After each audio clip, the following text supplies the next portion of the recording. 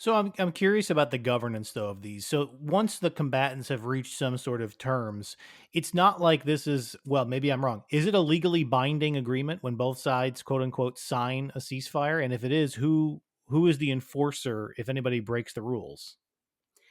So a ceasefire is not technically legally binding, but I think the maybe one of the best sort of ways possibly to think about a ceasefire is it's like a contract. Uh, Two parties agree to the contract, but sometimes even in our daily lives, people break contracts, right? So a ceasefire is probably best thought of like that. There's technically no look whether there's sanction. I mean, in daily life, obviously, we have laws in the countries that we live in for breaking a contract.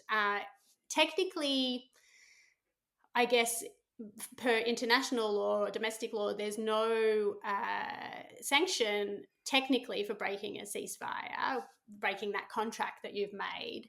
Uh, Obviously, the sanction then, depending on what kind of conflict you're talking about, comes from the international community via different means, like economic sanctions or diplomatic sanction, statements, all those different norms that the international community has available to say, look, you've broken this ceasefire, and that's not a good thing. We don't like it.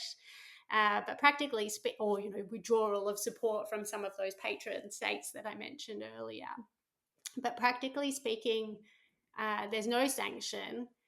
One interesting aspect is often we have some sort of monitoring mechanism, like they're talking about that, for example, in the Gaza context at the moment a little bit, that, if there was a ceasefire, then there would be an Arab-led monitoring mechanism to make sure that the terms of that ceasefire were adhered to. That was the case in Syria as well. There was a United Nations supervision mechanism, UNSMIS, for Syria as well. What my research says, sadly, a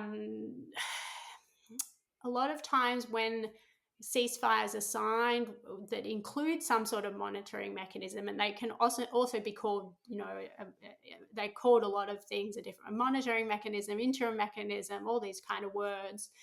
A lot of the times, in my experience, those monitoring mechanisms have kind of been, or whoever that actor is, has been kind of used as a bit of a scapegoat.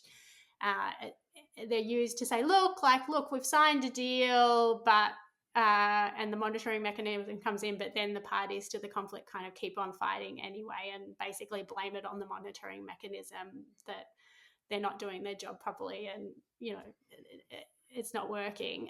That was definitely the case in Syria with the United Nations supervision mechanism.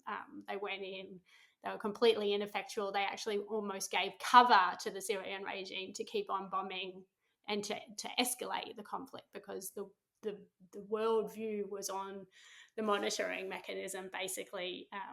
Yeah, and it's kind of like, oh, look, great, we've got a monitoring mechanism there now. Uh, but the regime just continued.